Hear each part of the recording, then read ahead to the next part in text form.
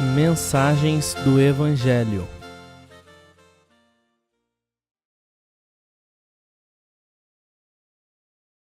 O cristianismo é tipicamente celestial.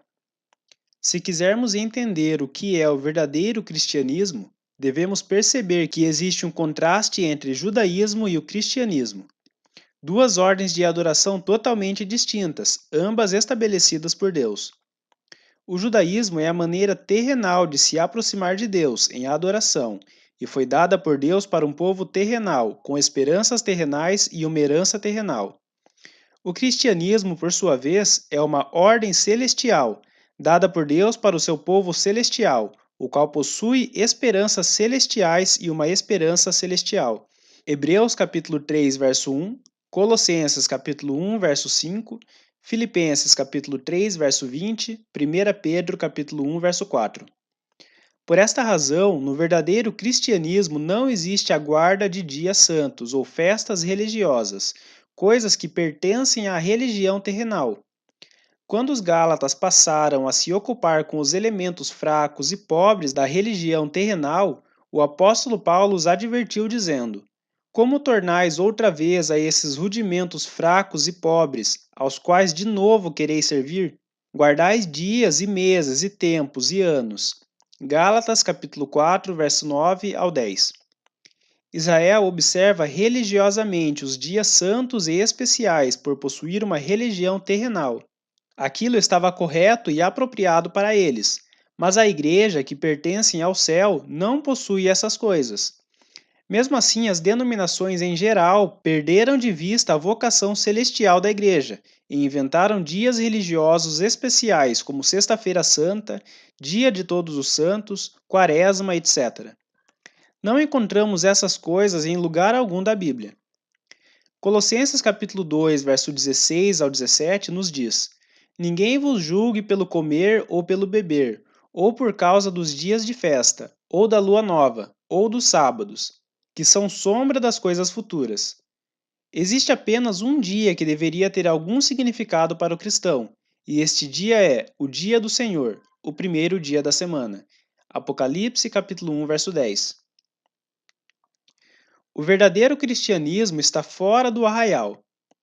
O Novo Testamento indica que a igreja primitiva, predominantemente formada por judeus convertidos, foi encorajada a abandonar a ordem judaica de coisas para seguir o verdadeiro cristianismo.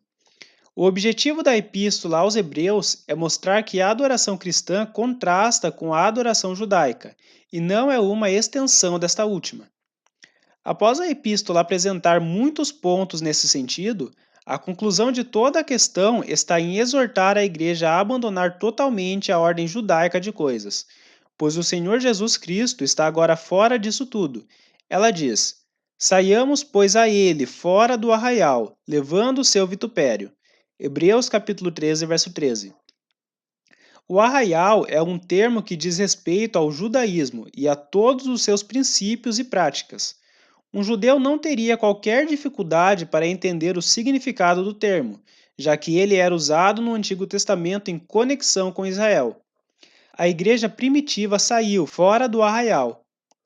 Por intermédio do ensino de Paulo, os cristãos foram levados a enxergar que o cristianismo não era um adendo ou uma alteração do judaísmo, como muitos cristãos hoje acreditam, mas era uma forma totalmente nova de se achegar a Deus em adoração. Hebreus capítulo 10, verso 20. Inicialmente, os judeus convertidos tiveram dificuldade para aceitar isso, e Deus os tratou com paciência. Foi esta justamente a razão pela qual foram escritas as epístolas cristãs aos Hebreus.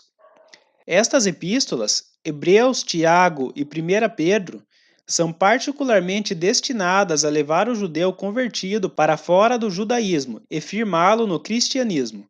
Elas também são perfeitamente aplicáveis à igreja hoje, a qual mergulhou em uma ordem de coisas quase judaica e precisa desesperadamente livrar-se dessas coisas.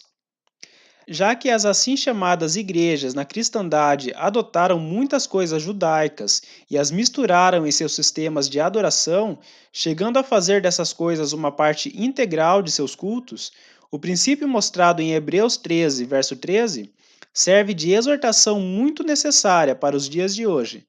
Devemos sair fora do arraial sempre que o detectarmos, seja ele representado pelas sinagogas judaicas, seja pelas igrejas denominacionais criadas pelo homem na cristandade. Este versículo também nos dá outra razão para nos separarmos das igrejas denominacionais e não denominacionais. Ele nos exorta a irmos a Cristo, que agora está fora desta ordem terrena de coisas, já que o judaísmo, apesar de ter sido originalmente estabelecido por Deus, é agora uma ordem de adoração que foi deixada de lado.